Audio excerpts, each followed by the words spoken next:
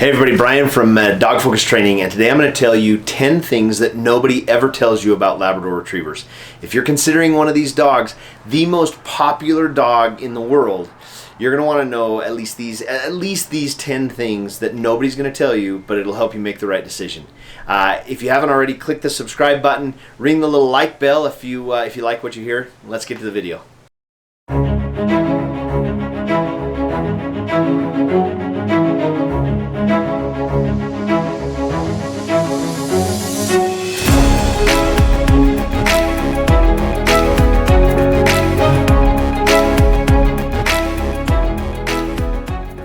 Okay, the first thing you've got to understand about having a big dog like a Labrador Retriever or even bigger dogs is that while they're small, toting them around is not only easy, but everybody loves to see them. But these dogs don't stay small and they get big, and traveling with them is a total pain. So that's the first thing that you've got to know about Labradors.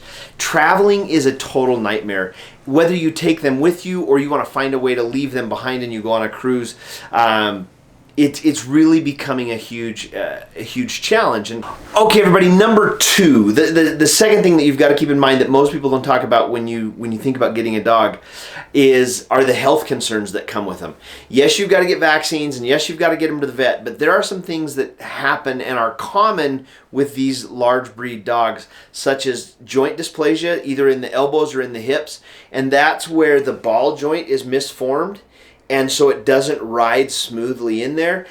This can get anywhere as serious as having a hip like lock out of place and frequently have to be popped back in, to minor irritation and arthritis-like symptoms. So dysplasia is very common with these dogs and is a huge problem.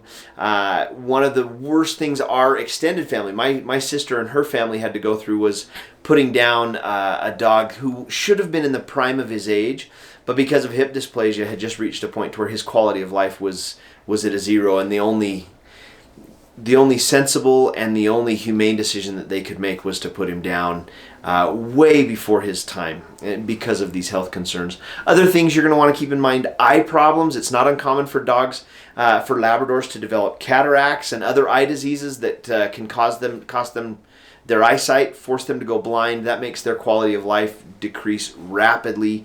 They start running into things. They can't see even their own dog food bowl. So that's another problem. And then there's other things like cancer, which isn't as common in Labradors as it is Golden Retrievers, but it's still common. And then other non-malignant tumors, that just the fatty growths that kind of get, and they just kind of wag and they're yucky. And if you're an outdoorsman, it's not uncommon for those tumors to get caught on things and to cut open, and now you've got a bleeding mess. So the tumors and the growths are another problem with Labradors. All right, the third thing that people don't talk about enough when you're asking about Labradors and should I get them or shouldn't I get them, how much food they eat. These dogs are animals when it comes to food. I guess they're always animals, but they're like a monster when it comes to eating time. Watch this video and check out my dog Odin and how fast he eats. He can pound a cup of dog food in less than 15 seconds. And he always thinks he's hungry. In fact, it's been proven by scientific studies, and I'll put a link to the study down below, but it's been proven that these dogs actually have a thing in their brain that either stops working or isn't present at all, that tells them when they're full. And so these Labradors actually think they're always hungry, which is one of the reasons why you see so many obese Labradors. They get really fat thinking that they always need to be eating. It's not uncommon. You'll spend $30 to $60 a month depending on the quality of dog food, and some people go even beyond that in trying to feed their dogs raw and super healthy. You've got to be on top of not only what you feed your dog, but how much you feed, and keep in mind that there's going to be a pretty hefty expense associated with that.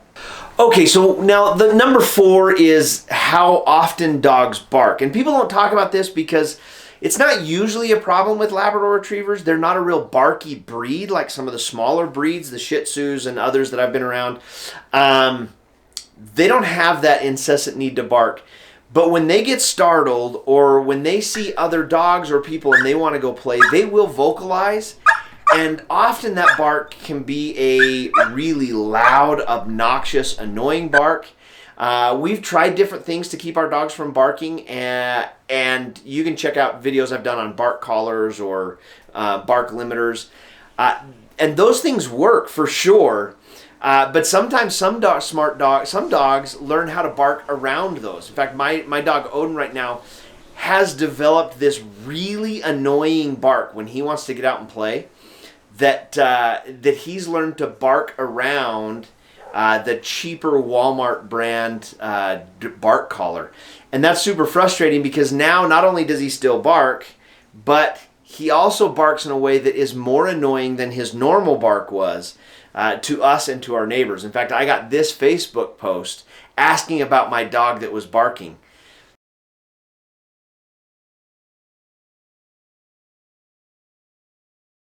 My wife was humiliated when she saw the post, and so she texted me really quick, and we had to go to it. I have an absolute solution. The Sport Dog No Bark bark collar has been an absolute lifesaver for us. I'll put the link to it down in the bottom. But if you're looking for a solution to barking, if you already have a Labrador, and there are times where he barks more than others and you want to control that. Another time that's common for my dog to bark, both of my dogs like to bark at wildlife as we're driving down the road. So in the back of the truck in their crates, if they see horses or dogs or cows or sheep, they start vocalizing, and it can be a little embarrassing. My wife, it drives her crazy. So that's a great time to throw on the Sport Dog No Bark bark collar. Again, I'll put a link down below, and that completely fixes it. I haven't done the video yet, but I'm going to. 4 reasons why the Sport Dog bark collar is worth the extra money versus what you spend when you go to Walmart or jump onto Amazon. I love this bark collar, and suggest that if you're having a problem with this, you check out this bark collar. Retrievers, they're a sporting dog, and they have been trained to, and specifically a flushing dog, which means that when their noses catch something, they chase it. In the dog hunting world, their job is to get the bird and to flush it up so that the bird can be found by the hunters. And as a result, their prey drive for chasing is amped. It's way through the roof. And if they see anything rolling across the floor, whether it's a ball, a small animal, or even a child, their tendency is to chase after it. Now that can be really scary for a little child who's not running to play. They're running away because they're frightened. The prey drive in a Labrador Retriever can really create some scary moments for smaller children who are running, trying to get away. It's important that we teach our kids, if we have Labradors, not to run away, but to stand still, even though that can seem frightening. That's really the best solution. Now, getting a child to actually do that is difficult. And when that prey drive kicks in and they start chasing, even as small puppies, having those little puppies nip at your heels and with those little baby teeth bite in. That's, in fact, maybe that needs to be 5.2 or 5.5 or 5A. Nobody ever tells you how sharp Labrador puppy teeth are. Like ridiculously sharp. And when they bite down, it feels like a mouthful of needles going into your skin, and it hurts. So that's another thing that not many people talk about, is how sharp and how much it hurts when a Labrador puppy bites you. But so there's 5 and 5.1. Number 6 is an interesting dilemma. It's not uncommon for people who buy a Labrador and raise the Labrador to get a little bit older, and then they see their dog wandering around the backyard, lonely, maybe the head's drooping down a little bit, and they look up and they've got those sad little puppy dog eyes. We start thinking, and maybe this has to do more with us than it does with actually what's going on in the dog's head, but we actually start to think that our dog needs a friend. And so we start considering buying a second Labrador. This is super common with families and people that I know. They see their older dogs spending more time alone, and they think that they need a buddy to keep them busy during the day and to keep them more active. It's what happened to me. I've got an 8-year-old Labrador. When she turned 6 to 6.5, I started thinking, if only I had another dog that she could run around with in the fields. And so now guess what? I have an 8-year-old lab and I have a 1-year-old lab. And it just happens. And so now all of these things are doubled. It's twice the nightmare to travel. I have twice as many health concerns to worry about. The prey drive of both dogs now. I can have one dog shooting off this way and another dog shooting off that way. So the problems double when you cave to this idea that our dogs need a friend. All right, so the number 7 is the fact that these dogs will ruin your furniture. And I don't just mean by chewing. That's a total problem. And it really is. I'll leave a link down below to talk about puppy teething and chewing and when they stop. But it's not just the chewing that ruins furniture. Labs shed, and we'll get to that, although people talk to you about that. That's probably the first thing people talk to you about is shedding. They ruin furniture in other ways too. Sometimes they just jump up on it to get your attention. Well, they've got those claws and they can scratch your leather furniture. Or if you're a person who lets your dog lay on the furniture, you're probably going to get dog hair, and that's excessive wear and tear on your bed or on your couch or on your recliner, wherever it is that your dog likes to lay down and lounge around with you. So number 7 is just how difficult they are on our furniture, not just with chewing, although that's certainly part of it. Also with just other things as well. Just a dog being in the house or around the furniture, it's just that much more wear and tear, and you're going to run through things way more quickly. So number 8 is a problem that I've experienced it way more with my golden retrievers than I have with my Labradors, but my 8-year-old lab lady, she has this problem. And it's a problem that she is always licking my hand. She's constantly reaching up and licking my hand to get my attention or to get me to, it's mostly when I'm petting her head, she'll reach up and lick to say, hey, I'm not done with that, keep going. That's really, really frustrating. It's difficult to break them of that habit. They love to use their mouths. It's a very common way for them to communicate. Okay, number 9 has to do with our society and the direction we're going. When I was growing up with labs, you pretty much take your dog anywhere outside. And now it's funny, we're kind of getting this flop of rules and restrictions, and more places are allowing dogs because people are using them as service animals or as emotional support dogs. Now, I think there's a huge argument to be had as to how many people actually have emotional support dogs versus some service animals. And if you've got questions about that, you can check out my video right up here where I'll kind of lay out what is a service dog and whether or not what your dog is a service dog or a support dog. But as more and more places open up for this therapy, the therapy dogs and the support dogs and the service dogs, it shocks me how restrictive it is where I take my dog outside. So that's number 9, is how often I can't take my dog on certain hiking trails now, or I can't take them camping with me in certain places because national forests are tightening down on where dogs can go, and if they can go, they have to be on a leash, which I don't want my dog on a leash if I'm backpacking. I want my dog to be able to just kind of run around, and that's frustrating, and it's one of the things that I don't think that we consider enough, because a lot of us had dogs as kids and we think about that experience, and now we're older with families and we finally have a house or we finally have a yard, and now it's time to get a dog. Well, the experience of owning a Labrador 20 years ago is very different from the experience owning a dog today. How often we find signs of no dogs, or dogs have to be on a 6-foot leash, or no camping with dogs, no overnight staying with dogs. It's really, really frustrating. Okay, number 10 is the one that most people actually talk about. The reason I'm including it here is because not everybody tells the truth. So this has to do with the shedding. And usually what I will hear is everybody will talk about, well, Labradors shed twice a year, spring and fall, they blow out their coats. And it leaves a lot of people sometimes with the impression that, oh, well, I'll only have to put up with dog hair in the spring and the fall. Wrong.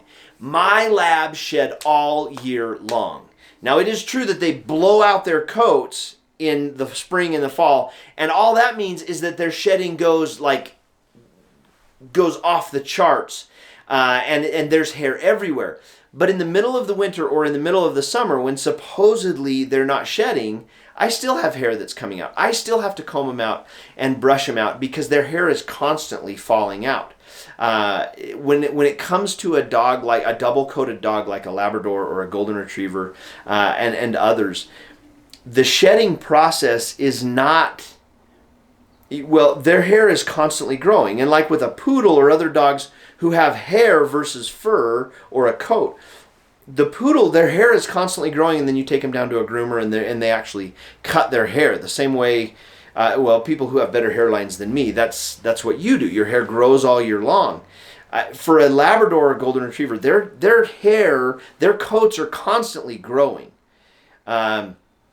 But in the spring and the fall is when they kind of go through this massive explosion and they blow out their coats, where they get ready for now their winter coat or their summer coat. And so you have to understand what we mean by dog shedding. And when you hear people talking about, well, only twice a year, they're talking about that massive revision to the coat where they're blowing everything out. They're still going to be losing that dog hair as new hair grows in year round. So if you're going to get a Labrador, expect shedding 12 months a year. All right, let me add one last little bonus tip. This is number 11, and the truth is this actually is true for most dogs, but really with Labradors, I've been shocked how dirty they like to get. You take them anywhere. You take them out on a walk, on a hike. You go out. If there is a mud puddle, they'll go roll in it. If there is a dead animal, they will go not only try and eat it, but they'll roll in it. If there is other animal feces, they will go roll in it. If there's, I was traveling with my dog and I had just given her a bath, and we got back in the car, or we got in the car and started driving. And I like to stop every few hours just to let him out, shake, stretch out. We stopped at this one exit, and there was this, like, the soft, almost like flour dust. When it's been really hot and really dry for a while, and lots of people have driven around through there, and the dust just kind of becomes this super light, fluffy. My Labrador ran over, found that, got in the middle, and then rolled over on her back and just coated herself. So when I put her back into the truck, it was like Charlie Brown's little buddy that just constantly has this cloud of dust. And so every time she'd get up and shake or move around in the kennel in the back of the truck for the rest of that ride, guess what? Everything in the truck got dirty. Her dog kennel was dirty. I had a bag back there that got filthy. And so, yeah, go back to number one when I said traveling with them is a pain, especially when you take into consideration this aspect of Labrador behavior where they love to be dirty and to roll in things. So not only do they start to stink and make everything around them stink, but they also get everything around them dirty. So there's my 11 things that nobody ever really talks about or talks about enough when you're thinking about getting a Labrador Retriever. Hope those help. If you have any questions, please drop them down in the comments below. I would love to answer your questions about owning a Golden Retriever or a Labrador Retriever, two of the greatest breeds in all of the world. Thanks for watching, and I will see you in the next video.